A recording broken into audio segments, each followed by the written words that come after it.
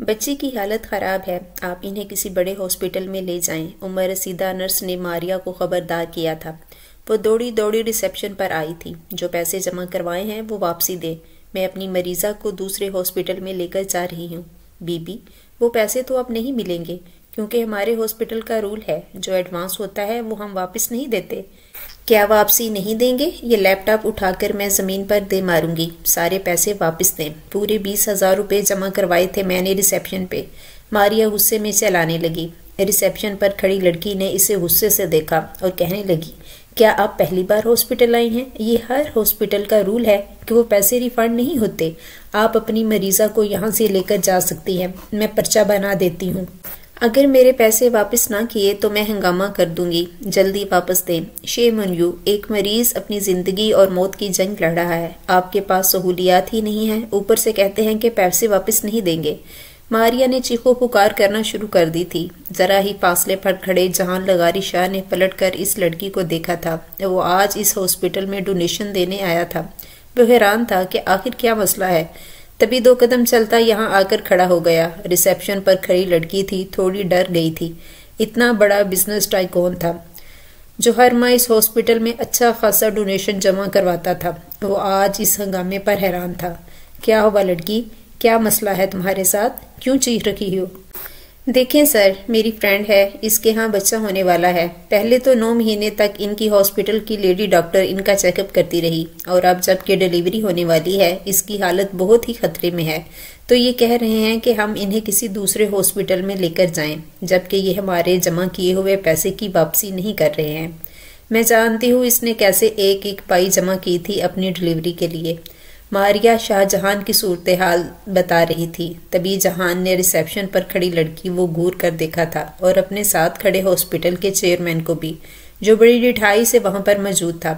اگر آپ کا ہاسپٹل کا یہ رول ہے تو آئندہ میں کبھی اپنا ڈونیشن یہاں نہیں بھیجوں گا مسٹر نعمان۔ ابھی اور اسی وقت اس لڑکی کے پیسے واپس کیجیے جو انہوں نے جمع کروائے تھے۔ جہان شاہ کے ایک اشارے پر ہسپتال کا عملہ فوری ہی حرکت میں آیا تھا۔ ماریا کو 20,000 کی رقم اس کے ہاتھ میں تھمائی، جسے لے کر وہ فوراً ہی دوڑی تھی۔ اسے اپنی فرینڈ رمین کی زندگی عزیز تھی جو درد سے تڑپ رہی تھی۔ دوسرے ہاسپٹل میں لے جانے کے لیے ضروری تھا کہ وہ ان کے ہاتھ میں کچھ رقم ہوتی۔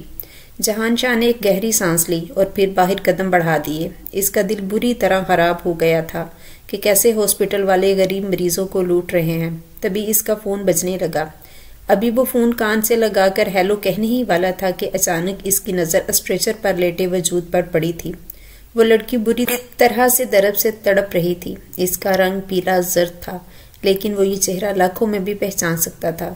اسے ایسے لگا جیسے اچانک ہی اس کی جان ہتھیلی میں آ گئی ہو۔ وہ لڑکی جس کی تلاش میں اس نے سڑکوں کی خاک چھانی تھی، کتنی منتیں دعائیں کی تھی، لیکن آج وہ اسٹریچر پر پڑی ہوئی ملے گی، وہ اس قدر بری حالت میں، جبکہ اس کی کنڈیشن خراب تھی۔ پہلے تو اسے وہم ہوا تھا کہ یہ وہ لڑکی ہے، لیکن جب اس کی سہیلی ماریا نے اس کا نام لیا، رامین، ہمت رکھو، حوصلہ کرو، بس ہم تھوڑی ہی دیر میں ہاسپٹل پہنچ جائیں گے، پھر ساری تمہاری تکلیف، سارا درد ختم ہو جائیں گے۔ وہ اپنی سہیلی کے سر پر ہاتھ پھیرتے ہوئے تسلی دے رہی تھی، جبکہ رامین کی خراب حالت کے پیش نظر اسے ایمبولینس میں منتقل کیا جا رہا تھا۔ وہ پاگلوں کی طرح بھاگا تھا۔ وہ اس درد سے تڑپتی لڑکی کو اپنے بازوؤں میں اٹھا لیا۔ وہ فوراً ہی اپنی گاڑی کی طرف بھاگا تھا۔ اس نے ماریا کو بھی گاڑی میں بیٹھنے کا اشارہ کیا، جبکہ ماریا چلا رہی تھی، سر یہ کیا کر رہے ہیں آپ؟ کہاں لے کر جا رہے ہیں میری فرینڈ کو؟ تمہاری فرینڈ میری جان ہے، میری زندگی، اگر اسے آج کچھ ہو گیا تو میں اپنے آپ کو مار دوں گا، میں اپنے آپ کو کبھی معاف نہیں کر سکوں گا۔ وہ رش انداز میں گاڑی سڑکوں پر دوڑا رہا تھا۔ ماریا حیران تھی، جبکہ رامین بے ہوش تھی۔ اسے کچھ ہوش نہیں تھا کہ وہاں پر ہے، تکلیف ہی اس قدر تھی۔ وہ اپنے آپ کو بہت ہی اذیت میں محسوس کر رہی تھی، لیکن تکلیفوں کے دھانے پر ابھی بھی اس نے اپنی چیخوں کا گلا گھونٹ رکھا تھا۔ صرف 10 منٹ بعد ہی گاڑی شہر کے سب سے مہنگے ہاسپٹل کے سامنے کھڑی تھی۔ جہان لغاری شاہ کو دیکھ کر ہسپتال کا عملہ فوراً ہی حرکت میں آیا تھا۔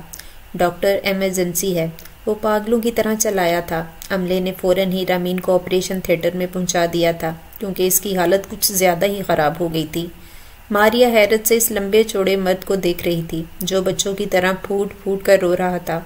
ڈاکٹر کچھ بھی کریں، آپ نے اسے بچانا ہے، زمین آسمان ایک کر دیتے ہیں، لیکن میری بیوی کو کچھ نہیں ہونا چاہیے۔ ماریا کی آنکھیں حیرت سے پھٹ پڑی تھی۔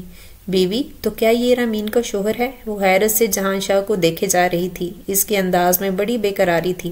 وہ حیرت سے سوچ رہی تھی کہ رامین تو کہتی تھی کہ اگر جہان شاہ کے سامنے وہ کبھی آ گئی تو وہ اسے بہت بے عزت کرے گا، دھتکار دے گا، لیکن یہ تو اس کی زندگی کی دعائیں مانگ رہا تھا، بچوں کی طرح رو رہا تھا۔ آخر یہ سارا کیا معاملہ تھا؟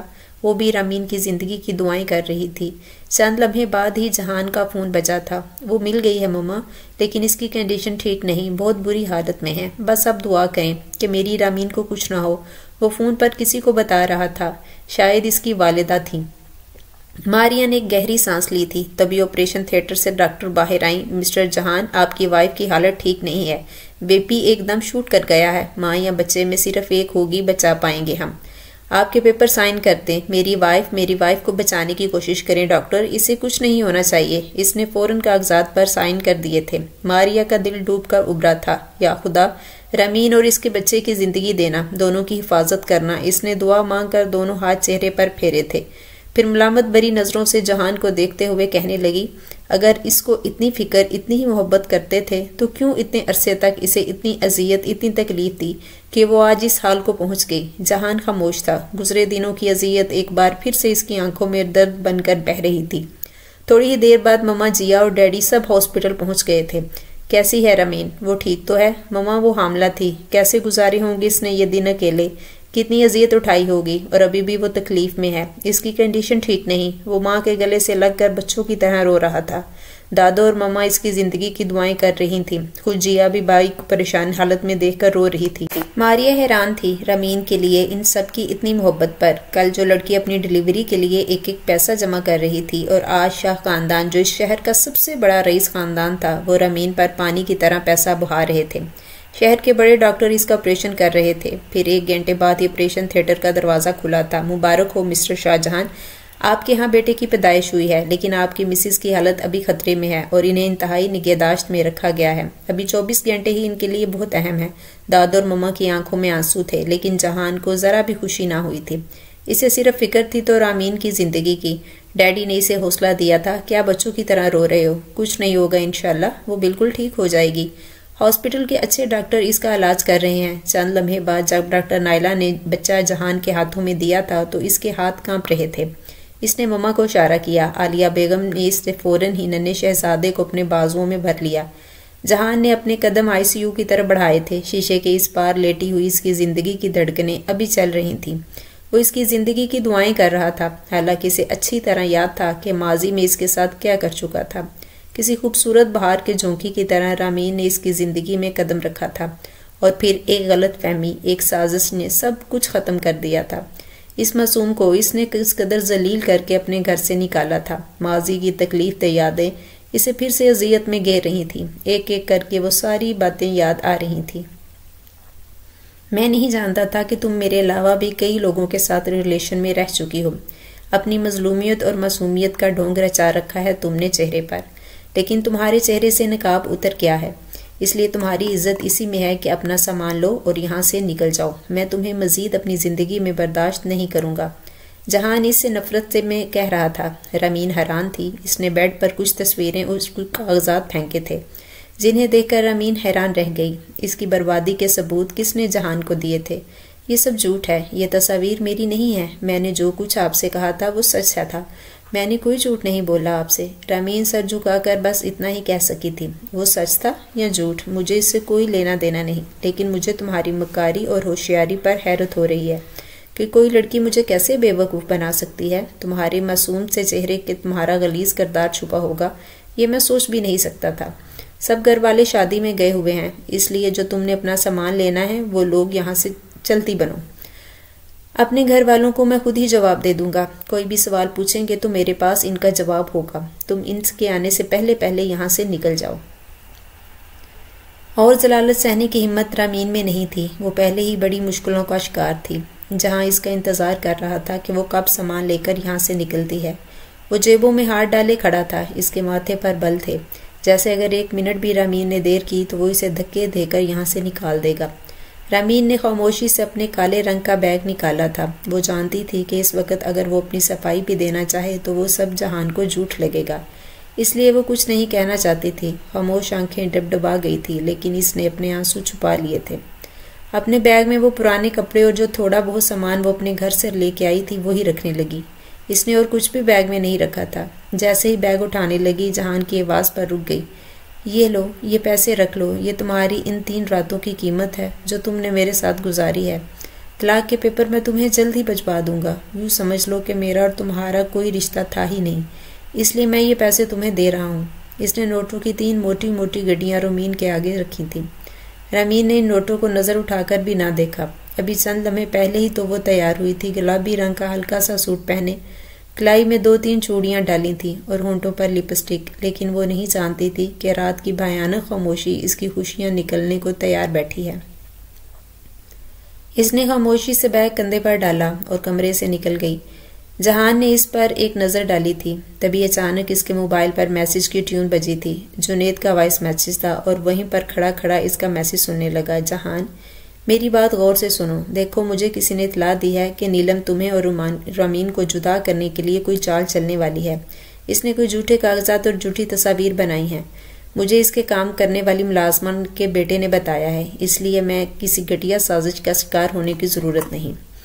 اور اپنے آپ کو بچا کر رکھو اس 2 نمبر عورت سے۔ میں 2-3 بار آ رہا ہوں، لیکن ساری سچائی بتاتا ہوں۔ جہان کے اوپر جیسے پہاڑ گر گئے تھے۔ تو کیا یہ سارا ڈرامہ نیلم نے رچایا تھا؟ اس نے یہ ساری جھوٹی تصاویر دی تھی رامین کی، اور وہ کاغذات جو بہت پرانے تھے جسے رامین کے خلاف استعمال کیا گیا تھا۔ اگر یہ سب جھوٹ تھا تو اس نے رامین کو گھر سے کیوں نکال دیا؟ کاش اس کا میسج 2 منٹ پہلے آ جاتا۔ وہ پاگلوں کی طرح برستی بارش میں اسے تلاش کرنے بھاگا تھا۔ صرف 2 منٹ کا کھیل تھا، لیکن ان 2 منٹ میں 2 لوگوں کی زندگیاں برباد ہو گئی تھیں۔ بابا، رامین کہاں گئی ہیں؟ کس طرف؟ اس نے پاگلوں کی طرح پوچھا تھا۔ چوکیدار بابا پریشان ہو کر کہنے لگے، وہ تو دائیں طرف کو گئی ہیں جہان صاحب۔ برستی بارش میں اگر اسے کوئی ہوش نہ تھا، بس وہ رامین کو تلاش کرنا چاہتا تھا جو اندھیرے میں جا کر غائب سی ہو گئی تھی۔ نہ جانے وہ کہاں چلی گئی تھی۔ اب وہ دوبارہ اسے ملے گی بھی یا نہیں؟ دونوں ہاتھوں میں سر تھامے بارش میں کھڑا وہ آنسو بہا رہا تھا۔ 1 ماہ بعد جہان گاڑی میں بیٹھا جنید کا انتظار کر رہا تھا۔ وہ سامنے ریسٹورنٹ سے کھانا پیک کروا کر لا رہا تھا، کیونکہ دونوں کو ہی بھوک لگ رہی تھی۔ وہ اس شہر ایک بزنس میٹنگ کے سلسلے میں آئے تھے۔ یہاں پر جہان نے ایک فلیٹ خرید رکھا تھا، کیونکہ اکثر ہی اس شہر میں ان دونوں کا آنا جانا لگا رہتا تھا۔ وہ جب بھی آتے اسی فلیٹ میں رکتے تھے۔ میٹنگ سے فارغ ہو کر اب انہیں سیدھا فلیٹ پر جانا تھا۔ اسے کوفت ہو رہی تھی۔ جنید نے آدھا گھنٹہ لگا دیا تھا وقت گزاری کے لیے۔ وہ موبائل دیکھنے لگا، لیکن اچانک ہی کوئی گاڑی کے شیشے پر جھکا تھا۔ میری مدد کریں خدا کے لیے، مجھے چھپا لیں اس گاڑی میں، ورنہ وہ مجھے اپنے ساتھ لے جائیں گے۔ یہ کہتے کہ ساتھ ہی اس نے زبردستی گاڑی کی پچھلی سیٹ کا شیشہ بھی کھول لیا تھا۔ کالے رنگ کے سیاہ دوپٹے میں لپٹی وہ پچھلی سیٹوں پر چھپ گئی تھی۔ جہان حیران تھا کہ آخر یہ لڑکی کون ہے اور کیوں اتنا رو رہی ہے۔ وہ بہت ڈری ہوئی اور خوفزدہ لگ رہی تھی۔ باقاعدہ اس کا جسم کانپ رہا تھا۔ وہ مکمل طور پر گاڑی کی پچھلی سیٹوں میں چھپ کر بیٹھ گئی تھی۔ جہان گاڑی کا دروازہ کھول کر باہر نکلا، تبھی اس کی نظر ذرا سے فاصلے پر کھڑے ہوئے 2 آدمیوں پر پڑی تھی۔ شکل و صورت سے وہ دونوں ہی گنڈے لگ رہے تھے۔ سب سے زیادہ چونکان دینے والی بات یہ تھی کہ ان کے ہاتھوں میں پسٹل تھی۔ وہ دونوں متلاشی نگاہوں سے ادھر ادھر دیکھ رہے تھے، جیسے کسی کو تلاش کر رہے ہوں۔ جہان کو ساری کہانی سمجھ آنے لگی۔ چند لمحے بعد ہی ہاتھوں میں پسٹل چھپائے ایک آدمی اس کے قریب آیا تھا۔ کیا آپ نے ایک لڑکی کو دیکھا ہے؟ کالے کپڑے پہنے ہوئے ہیں، اس طرف سے ہی گزر کر گئی ہے۔ وہ آدمی بے چینی سے جہان سے پوچھ رہا تھا۔ جہان نے اپنی تیکھی نظریں اس پر گاڑی تھی۔ اول تو پبلک پلیس میں یہ پسٹل لے کر کھڑے ہونا بہت بڑا جرم ہے مسٹر۔ حلیے سے آپ کوئی گنڈے لگ رہے ہیں۔ مجھے لگتا ہے کسی لڑکی کو اغوا کرنے کا ارادہ ہے آپ کا۔ جہان کی تیز لہجے پر وہ آدمی سٹ پٹا کر بھاگ گیا۔ تقریباً 20-25 منٹ کے بعد وہ دونوں یہاں سے غائب ہو چکے تھے۔ لڑکی خوف کے مارے ابھی تک گاڑی کی پچھلی سیٹوں میں چھپ کر بیٹھی ہوئی تھی۔ تھوڑی دیر بعد جنید چلا آیا، گاڑی کا فرنٹ سیٹ کا دروازہ کھول کر۔ وہ بیٹھ گیا تھا۔ توبہ، اتنا رش ہے، ایسے لگ رہا ہے کہ سب عورتوں نے اپنے اپنے ہسبینڈ کو ریسٹورنٹ میں بھیج دیا ہے کہ جاؤ، ہمارا پکانے کا منہ نہیں آج، باہر سے کھانا لے کر آؤ۔ بھائی میری تو باری ہی نہیں آ رہی تھی، جنید منہ بنا کر کہہ رہا تھا، جبکہ جہان بھی گاڑی سٹارٹ کر چکا تھا۔ وہ کچھ خاموش تھا۔ جہان نے گاڑی چلانا شروع کر دی تھی۔ لڑکی ابھی تک وہیں چھپ کر بیٹھی ہوئی تھی۔ جیسے ہی گاڑی سٹارٹ ہوئی وہ بھی پچھلی سیٹ پر بیٹھ چکی تھی۔ تبھی جنید کی نگاہیں شیشے سے اس لڑکی پر پڑی تھی۔ ایک دم ہی اس کے منہ سے چیخ نکلی تھی، चुड़ैल चुड़ैल। जहान गाड़ी रोको, हमारी गाड़ी में चुड़ैल है। वो साफ डरने की एक्टिंग कर रहा था। शट अप, ये चुड़ैल नहीं बल्कि एक लड़की है, जीती जागती लड़की। इसका मजाक उड़ाते जहान बड़े आराम से कह रहा था। जुनैद एकदम ही पलटा था। काले दुपट्टे से चेहरा छुपाए वो लड़की पीछे बैठी बहुत घबराई हुई लग रही थी। मोहतरमा, आपको कहाँ जाना है, मुझे बताएं। एड्रेस मैं आपको आपके घर के सामने उतार देता हूँ। वैसे भी आधी रात को यूं सड़कों पर घूमना फिरना लड़कियों को जेब नहीं देता, तभी तो आप लोग ऐसी मुश्किल सूरत हाल में गिरफ्तार होती हैं। आपके जहां इससे सख्ती से कह रहा था। जुनैद भी हैरान था कि आखिर ये लड़की कहाँ से आई गाड़ी में और जहां ने इसे अपनी गाड़ी में क्यों बैठाया है। आपका एहसान है मुझ पर, आपने मुझे इन दरिंदों से बचा लिया है। मुझ पर एक मेहरबानी और कर दें, मुझे किसी वुमेन शेल्टर होम या किसी दारुल उमान में छोड़ दें। आपका मुझ पर बहुत बड़ा एहसान होगा। अगर मैं घर गई तो वो लोग फिर से आ जाएंगे, वो लड़की भराई आवाज़ में कह रही थी। जहान खामोश था। जुनैद हैरान था कि आखिर ये क्या मामला है। फिर इसने अपने लब बेच कर ये मामला लग रहा है कि गाड़ी में हल नहीं होगा। लेकिन फ्लैट में वो दोनों अकेले रहते थे, क्या इसे अपने साथ लेकर जाएं? थोड़ी ही देर बाद गाड़ी फ्लैट पर आ चुकी थी। वो लड़की भी इनके साथ ही थी और इस नई जगह को देखकर वो बड़ी परेशान लग रही थी। क्या यहाँ पर है वो दारुल उमान जहाँ पर आप मुझे छोड़ देंगे? वो इनसे पूछ रही थी। जी नहीं, ये कोई दारुल उमान नहीं बल्कि हमारा घर है। आपको हम कल छोड़ेंगे जहाँ पर आप जाना चाहती हैं। अभी फिलहाल आप ये रात हमारे साथ हमारे फ्लैट पर गुजारेंगी। क्या? हरगिज नहीं, मैं कोई ऐसी लड़की नहीं हूँ। मैं इतनी मुश्किल से अपनी इज्जत बचाकर रातों को सड़कों पर भड़कती फिर रही हूँ और आप इतने आराम से कह रहे हैं कि मैं ये रात आप दोनों के साथ गुजारूं। Shame on you. इस लड़की के मुंह में जो आ रहा था वो बोले जा रही थी। तभी जहान ने इसे गुस्से से बोला था, दिमाग खराब है तुम्हारा? एक तो हम भलाई का जमाना ही नहीं है मोहतरमा, आपकी इज्जत को बचाकर मैं अपने साथ यहाँ इस फ्लैट में लेकर आया हूँ। इसका मतलब ये नहीं कि हम दोनों आपसे कोई फायदा उठाना चाहते हैं, बल्कि मेरा ख्याल है कि यूँ रात को किसी भी जगह पर जाना ठीक नहीं होगा। इसलिए मैं सुबह आपको वहाँ छोड़ आऊँगा जहाँ पर आप जाना चाहती हैं। आज आपको इस फ्लैट में रुकना पड़ेगा जहाँ हम दोनों रहते हैं। अगर आपको हम दोनों पर भरोसा है तो हमारे साथ चलें, वरना वो रास्ता साफ पड़ा है, चली जाएं ताकि वो दोनों दरिंदे फिर से आपको अपने साथ ले जाएं। जहान ने इसे खबरदार कर दिया था। अब वो लड़की कुछ परेशान सी इन दोनों को देख रही थी। क्या आया इन पर एतमाद करें या नहीं? फिर बेबसी से इन दोनों के पीछे कदम बढ़ा दिए थे। फ्लैट का लॉक खोलकर जुनैद खाना लेकर सीधा किचन में चला गया था, जबकि जहान सोफे पर बैठ गया। वो लड़की अभी तक दरवाजे के पास खड़ी थी। वो दोनों खाना खाने लगे तो इसे भी खाने की ऑफर की, लेकिन अभी तक नजरें झुकाए खड़ी थी, जैसे इसे कोई सजा दी गई हो। जुनैद इसे सरगोशी में कहने लगा, कौन है ये लड़की यार? आखिर तुम इसे यहाँ क्यों लेकर आए हो? क्या तुम इसे जानते हो? क्या मामला है ये सारा? वो हैरान हो रहा था। वो तंग आकर कहने लगा, मैं खुद नहीं जानता कौन है। ये जबरदस्ती मेरी गाड़ी में आकर बैठ गई, लेकिन मैंने देखा था कि कुछ लोग इसके पीछे पड़े हैं। इसके हाथ में पिस्टल थी, लग रहा था कोई पेचीदा मामला है। ये जो लड़की खुद ही बताएगी तो पता चलेगा। वो दोनों सरगोशियों में गुफ्तगू कर रहे थे, जबकि सामने खड़ी लड़की इन्हें शक भरी नजरों से देख रही थी, क्योंकि वो जिन हालात से गुजर कर आई थी वो कुछ हालात ही ऐसे थे कि वो किसी पर भी भरोसा नहीं कर सकती थी कि कब कोई इसके लिए शैतान दरिंदे का रूप इख्तियार कर ले। दोनों खाना खा चुके तो जहान ने खाना इसके सामने भी रख दिया। हम दोनों जा रहे हैं अंदर कमरे में, तुम आराम से बैठकर खाना खा लो। ये कहते ही वो दोनों अपने कमरे में चले गए। वो लड़की सहमी नजरों से इधर उधर देख रही थी। कल से इसने कुछ भी नहीं खाया था। भूख तो शिद्दत से लग रही थी, लेकिन भूख से ज्यादा इसे अपनी इज्जत की फिक्र थी। जब इसे यकीन हो गया कि वो दोनों कमरे में चले गए हैं तो वो बैठकर इनका बचा हुआ बर्गर खाने लगी, और इस वक्त किसी शाही खाने से कम नहीं लग रहा था। आप बताओ क्या मामला है इस लड़की का यार? तुम भी हद करते हो। इस लड़की को यहाँ लेकर आ गए, कौन है ये? इसका ताल्लुक किससे है? अगर कोई कत्ल वगैरह का मामला हुआ तो हम दोनों फंस जाएंगे। जुनैद परेशानी का शिकार था।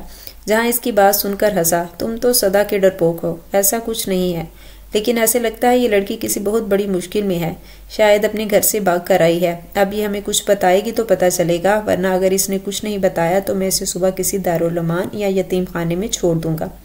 जुनैद वाशरूम में घुस गया था नहाने के लिए, जबकि वो वहीं पर खिड़की से खड़ा होकर बाहर का मंजर देखने लगा। तभी इस लड़की का ख्याल आया तो हल्का सा दरवाजा खोलकर बाहर का मंजर देखने लगा। वो लड़की दोनों पांव सोफे पर रखे घुटनों में सर दिए बैठी थी, शायद वहीं बैठे बैठे सो गई थी। जहां ने जैसे ही दरवाजा खोला कमरे का, वो बाहर आया तो अचानक ही हल्की आवाज पर भी इस लड़की की आंख खुल गई थी। वो खौफजदा नजरों से चारों तरफ देखने लगी, बहुत ही डरी हुई लग रही थी। इसकी जहनी हालत ठीक ना थी। अब जाके जहां ने इसका चेहरा देखा था, सच में वो बड़ी ही खूबसूरत थी। गोरी चिट्टी रंगत, ऊपर से काले रंग का दुपट्टा अपने इर्द गिर्द लपेट रखा था। پاؤں میں نازک سی چپلیں تھیں، عام سے کپڑوں میں وہ بہت خاص لگ رہی تھی۔ لڑکی بہت ہی اچھے گھرانے کی لگ رہی تھی، کہیں سے بھی نہ لگتا تھا کہ کسی غریب گھرانے کی ہو۔ نہ جانے اس کے ساتھ کیا مشکل ہوئی ہوگی۔ وہ اس کے سامنے گیا اور نرمی سے کہنے لگا، اگر سونا ہے تو دوسرے کمرے میں جا کر آرام سے سو جاؤ، صبح ہوتے ہی میں تمہیں کسی دارالامان میں چھوڑ دوں گا، فکر کرنے کی ضرورت نہیں، اور ہم دونوں پر اعتبار کرو، جس طرح بھروسہ کر کے ہماری گاڑی میں بیٹھ کر یہاں تک آ گئی ہو، اسی طرح یہ رات بھی گزر جائے گی، وہ صبح میں تمہیں تمہاری کہی ہوئی جگہ پر چھوڑ دوں گا۔ جہان اسے نرمی سے کہہ رہا تھا۔ وہ حیران تھا خود پر کہ کیسے اس سے بات کرتے ہوئے اس کے لہجے میں اتنی نرمی آ گئی تھی۔ نہیں نہیں، میں یہیں پر ٹھیک ہوں، بس رات ہی تو گزارنی ہے، گزر جائے گی یہ رات، آپ کمرے میں جا کر سو جائیں، میں یہیں پر ٹھیک ہوں۔ اس کی آواز بڑی دھیمی اور پرکشش تھی۔ تبھی وہ نرمی سے کہنے لگا، اچھا وہ لوگ کون تھے جو تمہارے پیچھے پڑے تھے؟ ان کے ہاتھوں میں پسٹل بھی تھی، کیا کوئی قتل کا معاملہ ہے؟ جہان کے منہ سے یہ بات سنتے ہی اس کی آنکھیں پھٹی کی پھٹی رہ گئی۔ وہ نادرہ بائی کے آدمی تھے، وہ مجھے اپنے ساتھ زبردستی لے جانا چاہتے تھے کیونکہ میرا سودا ہو چکا تھا، لیکن میں کسی قیمت پر اپنی عزت کا سودا نہیں کروں گی۔ اس کی آنکھوں میں آنسو تھے۔ کون نادرہ بھائی؟ اور تمہارا سودا کس نے کیا تھا؟ وہ حیران تھا۔ میرے سوتیلے بھائی نے، ابھی چند دن پہلے ہی ڈیڈی کا انتقال ہو گیا تھا۔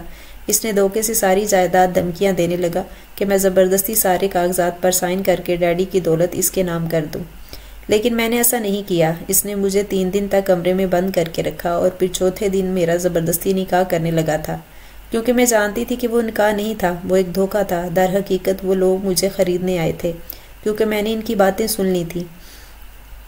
میں مر جاؤں گی لیکن وہاں نہیں جاؤں گی، اور نہ ہی ان کاغذات پر دستخط کروں گی۔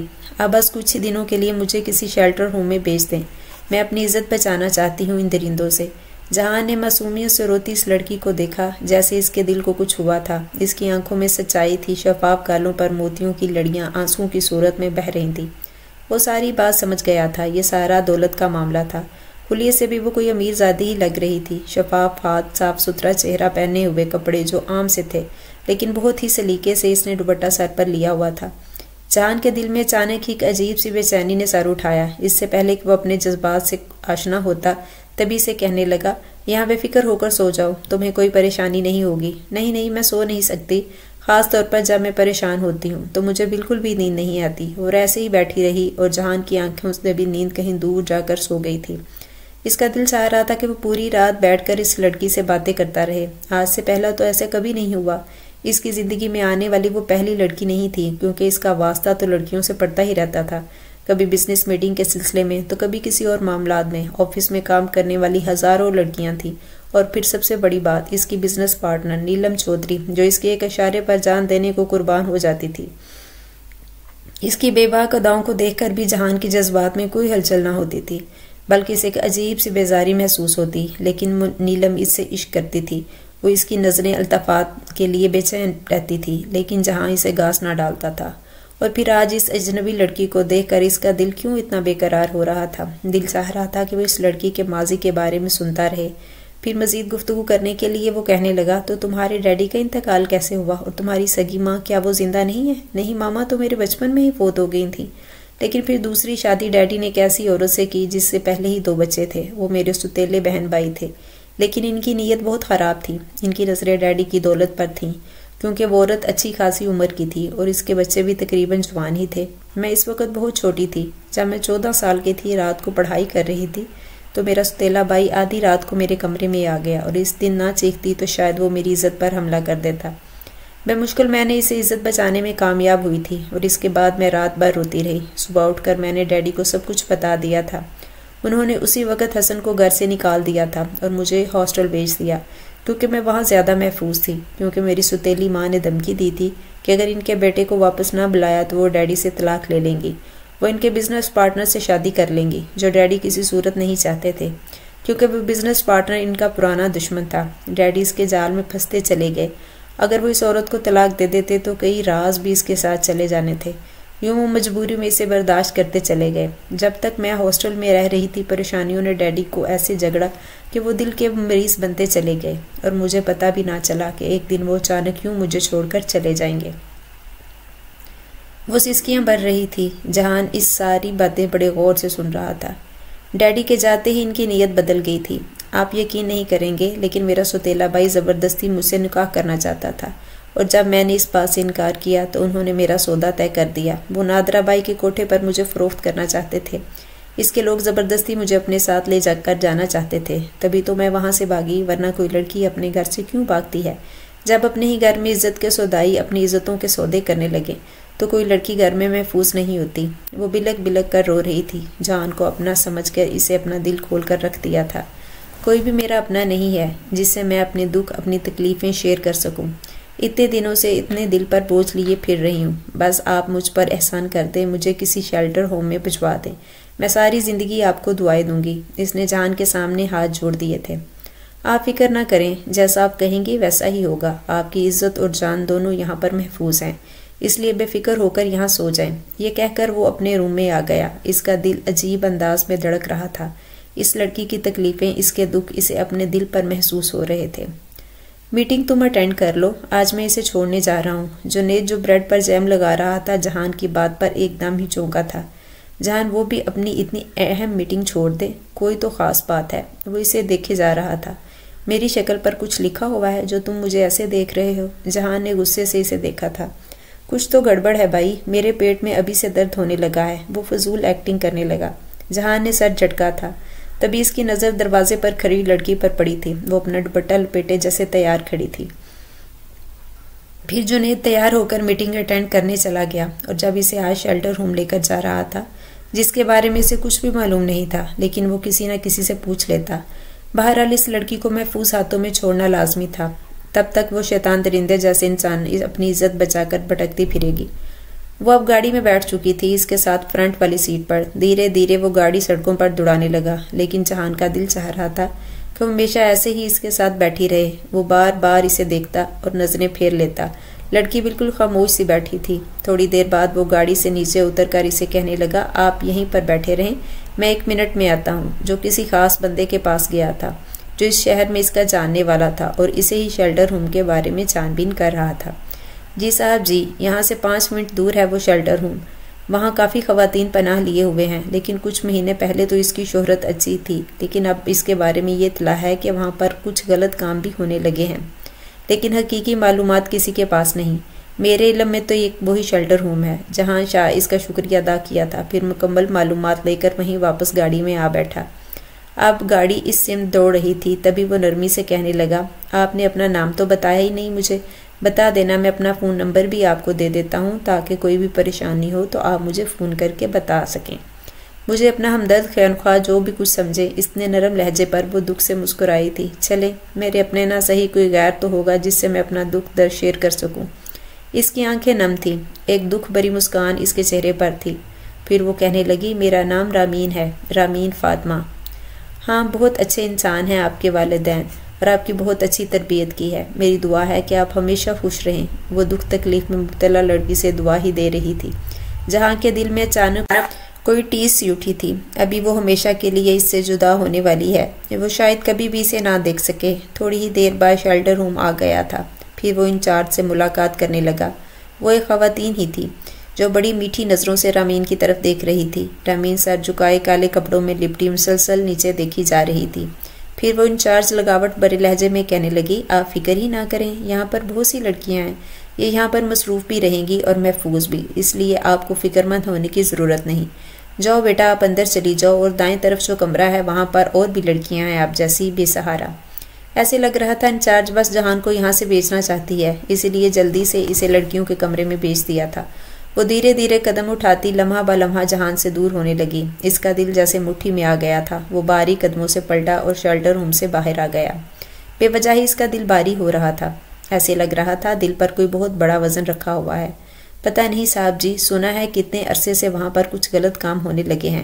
کئی لڑکیوں کو مجبور کیا جاتا ہے کہ وہ امیر مردوں کے ساتھ رات گزاریں، اور یہ بھی مشہور ہے کہ وہاں لڑکیوں کو تنگ کیا جاتا ہے، زبردستی انہیں بلیک میل کیا جاتا ہے۔ شیلٹر روم کا ایڈریس بتانے والے کی آوازیں اس کے کانوں میں گونج رہی تھی۔ نہیں، اگر وہ کسی غلط کام میں پھنس گئی یا اس معصوم کے ساتھ کچھ ایسا ویسا ہو گیا تو شاید وہ مر ہی جائے، اور اس کے اپنوں نے اس کے ساتھ بڑا ظلم کیا ہے۔ وہ تیزی سے گاڑی واپس موڑ رہا تھا۔ گہرے گہرے سانس لیتا وہ اب تیزی سے گاڑی چلا رہا تھا۔ ایسے لگ رہا تھا اسے جلد سے جلد رامین چاہیے، ورنہ اس کا دم گھٹ جائے گا۔ اچانک ہی اس کے دل میں جو محبت جاگی تھی وہ خود اس کے لیے انجان تھا۔ थोड़ी देर में वो इंचार्ज के सामने खड़ा था। वो लड़की जिसे मैं अपने साथ लेकर आया हूँ, इसे बुलाएं। मैं इसे अपने साथ लेकर जाना चाहता हूँ वापस। ये आप क्या कह रहे हैं? अभी थोड़ी देर पहले ही तो आप लेकर आए हैं और अभी वापस लेकर जाना चाहते हैं? देखें, ये एक महफूज जगह है इसके रहने की, आप इसे कहाँ लेकर जाएंगे? अपने साथ, जबकि आप खुद मुझे बता चुके हैं वो एक बेसहारा लड़की है। इसके अपने रिश्तेदार कोई भी नहीं इस दुनिया में। इंचार्ज को गुस्सा आ रहा था। सोने की चिड़िया इसके हाथों से निकलने जो वाली थी। मैंने कहा ना, इस लड़की को बुलाएं, मैं इसे अपने साथ लेकर जाऊंगा, यहाँ हरगिज़ नहीं छोड़ूंगा, क्योंकि आप लोगों की शोहरत अच्छी नहीं है। मैं सब कुछ जान गया हूँ। जहान एकदम ही दाड़ा था। इसके चलाने पर सब लोगों के हाथ पांव फूल गए थे। वो कोई आम इंसान नहीं था, लगारी शाह इंडस्ट्रीज का मालिक था, फरहान लगारी शाह का इकलौता बेटा। इंचार्ज ने फौरन ही रामीन को बुलाया था। चलो लड़की, वो जो तुम्हें छोड़ने आया है नौजवान, वही तुम्हें वापस लेने आया है। रामीन हैरान रह गई थी। जहान ने इसे मोहब्बत भरी नज़रों से देखा था। चलो आओ मेरे साथ, मैं तुम्हें अपने साथ लेकर जा रहा हूँ। लेकिन क्यों, क्या हुआ है? क्या वो लोग मुझे ढूंढते फिर रहे हैं? क्या आप भी इन लोगों के साथ मिल गए हैं? मुझे नादरा बाई के कोठे पर लेकर जाना चाहते हैं? हरगिज़ आपके साथ नहीं जाऊंगी। वो बुरी तरह डर गई थी। खामोश, मैं तुम्हें किसी के साथ नहीं बेच रहा, बल्कि तुम्हें यहाँ से अपने साथ ले जाऊंगा, क्योंकि ये जगह किसी कोठे से कम नहीं है। वो इंचार्ज को हकारत भरी नज़रों से देख रहा था। तभी इसने रामीन का हाथ थामा और इसे अपने साथ गाड़ी तक ले आया। तो फिर आप मुझे लेने क्यों आए हैं? मैं यहाँ पर बिल्कुल ठीक हूँ। देखो, ये जगह भी महफूज नहीं है। यहाँ पर लड़कियों के साथ गलत काम होता है, इसलिए तुम मेरे साथ चलो।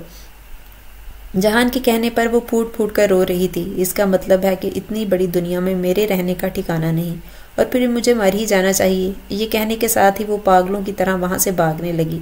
जहान ने एकदम ही पकड़कर अपने बाजुओं में दबोच लिया था। मैं हूं ना तुम्हारा ठिकाना, फिर क्यों मरने का सोच रही हो? क्या मतलब आपका? वो हैरान थी। तभी वो मुस्कुराते हुए कहने लगा, मेरा मतलब ये है कि रामीन फातिमा, मैं आपसे निकाह करूंगा और आप हमेशा के लिए मेरे हाथों में महफूज हो जाएंगी। फिर कोई आपको छू भी नहीं सकता। लेकिन अब हम इनके लब खामोश थे। जहान की आंखों में इसके लिए गहरी मोहब्बत की परछाई थी। वो अजीब सी कैफियत का शिकार था। शायद इसके दिल में छुपे मोहब्बत के वो जज्बात जो रामीन के लिए उभरे थे, ऐसे ही नहीं थे। ये कोई खुदा का इशारा ही था जो रामीन की जिंदगी में आई थी। अब चलो मेरे साथ। जहान ने पूरे हक से इसका हाथ पकड़ लिया था। लो, मैं तो पहले ही कह रहा था कि दाल में कुछ काला है। ऐसे ही तो मेरे दिल में शक नहीं हुआ था। जुनेद इसे छेड़ रहा था। बकवास बंद करो और निकाह इंतजाम करो। तुम मरवाओगे आंटी से मुझे? कम से कम इनसे पूछ तो लो, इनको बता तो दो। फिर भी रामीन बाजी से निकाह करोगे ना तुम? जहान ने नफी में सर हिलाया। मैं अपने पेरेंट्स को अच्छी तरह जानता हूँ। इनका यही सवाल होगा कि लड़की कौन है, किससे ताल्लुक है, फलाना ढमकाना। इसलिए मुझे इनके सवालों के जवाब नहीं देने। जब निकाह हो जाएगा तो मैं खुद ही इन्हें राजी कर लूँगा। फिलहाल मैं रामीन से जो वादा कर चुका हूँ, मुझे उसे पूरा करना है। फिर इस्लामाबाद की बड़ी मस्जिद में इनका निकाह हुआ था। रामीन का दिल धड़क रहा था। खुदा ने इसे मजबूत सहारा दे दिया था, वरना वो तो बिल्कुल ही मायूस हो चुकी थी। जहां शाह जो इसे पाकर अपने आप को आसमान की बुलंदियों पर महसूस कर रहा था, इसे अचानक ही रामीन से मोहब्बत हो गई थी। फिर 3-4 दिन इस्लामाबाद में गुजारने के बाद वो वापस कराची गए थे। लेकिन रामीन को देखकर आलिया बेगम शौक की कैफियत में थी। वो जहान से नाराज तो हो गई थी, लेकिन फिर जब इन्हें सारी सूरत हाल का पता चला तो उन्होंने रामीन को कबूल कर लिया था। कोई जालिम समाज कुछ भी बीच में नहीं आया था और वो दोनों एक हो गए थे। तभी आलिया बेगम कहने लगी, अब तुमने शादी तो कर ली है, लेकिन वलीमा हम धूमधाम से करेंगे। इस बात पर सब राजी हो गए थे। शहर के मशहूर पार्लर वाली आई जो रामीन को तैयार कर रही थी। वो तैयार होकर जब वो जहान शान के सामने आई तो खुद पर काबू न रख सका। आगे बढ़कर इसकी पेशानी चूम ली। बहुत खूबसूरत लग रही हो। इसे बाजुओं में लेकर वो इसकी तारीफ कर रहा था। रामीन शर्मा गई। आज से पहले निकाह होने के बावजूद भी जहां ने इसे छुआ तक नहीं था, लेकिन दादों के कहने पर आज वो इसके कमरे में मौजूद थी। इसका पोर पोर मोहब्बत में भीग गया था। वो दोनों एक हो गए थे। आसमान के सितारे भी मुस्कुरा रहे थे, लेकिन कोई नहीं जानता था कि जितनी जल्दी एक दूसरे से मिले हैं, इतनी ही जल्दी जुदा भी होने वाले हैं। नीलम चौधरी जो जहान की बिजनेस पार्टनर थी, वो अंगारों पर जल रही थी। रामीन को देखकर इसे बहुत नफरत हो रही थी। वो आज से नहीं, पिछले 5 सालों से इसकी मोहब्बत की आग में जल रही थी, लेकिन जहां इसे गास भी नहीं डालता था। फिर इसने अपनी सेक्रेटरी के जरिए रामीन के बारे में सारी मालूमात निकलवा ली। वो भी एक अमीर घराने से ताल्लुक़ रखती थी, लेकिन अब बाप के मरने के बाद इसका सारा बिजनेस, सारी जायदाद तबाह बर्बादी पर थी। हसन सुल्तान जो इसका सौतेला भाई था, वो रामीन को कुत्ते की तरह ढूंढता फिर रहा था, सिर्फ इन कागजात पर साइंस करवाने के लिए। फिर नीलम ने ही एक साजिश रची थी جھوٹی تصویریں، جھوٹا نکاح نامہ بنوا کر وہ جہان کو دے چکی تھی۔ تم سے پہلے بھی وہ ایک نکاح کر چکی ہے اپنے سوتیلے بھائی کے ساتھ، راتیں رنگین کر چکی ہے، اور تم پھر بھی اسے اپنی بیوی مانتے ہو۔ لعنت ہے ایسے رشتے پر۔ منہ سے بھڑکانے میں کامیاب ہو گئی تھی، تبھی تو آدھی رات کو اس نے رامین کو گھر سے نکال دیا تھا، وہ بھی جب اسے زندگی میں آئے ہوئے 3 دن ہوئے تھے۔ رامین کے ہونٹ کپ کپا رہے تھے۔ جہان کا غصہ دیکھ کر وہ کچھ بھی نہ کہہ پائی تھی۔ خاموشی سے اپنے 2 جوڑے بیگ میں ڈالے اور گھر سے نکل آئی۔ وہ خالی ہاتھ اس گھر میں آئی تھی اور خالی ہاتھ ہی چلی گئی تھی، جہاں وہ تھوڑی دیر بعد ہی نیلم کی سازش کے بارے میں پتہ چل گیا تھا۔ تب سے وہ پاگلوں کی طرح رامین کو تلاش کرنے لگا کہ کہیں پھر سے وہ نادرہ بائی کے کرندے یا اس کو سوتیلا بائی حسن سلطان اسے اپنے ساتھ نہ لے جائے، لیکن نہ جانے وہ کون سے کونے میں جا کے چھپ گئی تھی۔ لاکھ کوشش کے باوجود بھی اس کے بارے میں کچھ پتہ نہ چلا تھا۔ رامین اس رات سڑکوں پر بھڑکتی پھر رہی تھی جب 3 آوارہ لڑکے اس کے پیچھے لگ گئے۔ گھبرا کر وہ ایک درخت کے پیچھے چھپ گئی تھی، لیکن وہ لڑکے پاس ہی کھڑے تھے۔ شرم نہیں آتی تمہیں اس طرح کسی کو تنگ کرتے ہوئے کہ کس شیطان صرف ماں باپ کی اولاد ہو جو ایسے جانور پیدا کر کے انہوں نے سڑکوں پر چھوڑ دیے ہیں۔ کسی کی کڑک آواز پر وہ 3 لڑکے وہاں سے بھاگ گئے تھے۔ وہ ماریا تھی جو اپنی نوکری سے واپس آ رہی تھی، کسی سے نہ ڈرنے والی۔ پھر ماریا نے ہی اسے ہاسٹل میں کمرہ دلوایا اور نوکری بھی دلوا دی۔ وہ شکل سے ہی اچھے گھرانے کی لگتی تھی۔ جب ماریا کو اس کے ماضی کے بارے میں پتہ چلا تو اسے بہت دکھ ہوا، لیکن 2 مہینے بعد اس کی تربیت خراب ہونے لگی۔ پتہ چلا کہ وہ پریگننٹ ہو چکی ہے۔ ساتھ ساتھ نوکری کرنا اور اپنی حالت کا خیال رکھنا اس کے لیے مشکل ہوتا جا رہا تھا۔ یہ زندگی کے بھیانک دن بڑی مشکل سے گزرے تھے۔ ایک ایک پائی بڑی محنت سے جوڑ کر اس نے اپنی ڈلیوری کے لیے پیسے جمع کیے تھے۔ آخر وہ اتنی نفرت تم سے کرتا ہے تو تمہیں طلاق کیوں نہیں دی، اور کیوں اس کے بچے کو ضائع نہیں کیا؟ کیوں پیدا کر رہی ہو اس کے بچے کو جب وہ تم سے اتنی نفرت کرتا ہے؟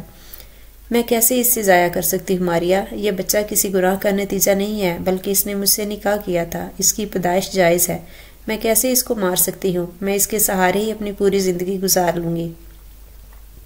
تو اکثر ہی رات کو بیٹھ کر روتی رہتی تھی۔ ماریا اسے تسلی دیتی، ایسی حالت میں ٹینشن مت لیا کرو، دیکھو ماں اور بچے دونوں کی صحت کے لیے خوشی بہت ضروری ہے، ایسی حالت میں تمہارے لیے بچہ پیدا کرنا ٹھیک نہیں۔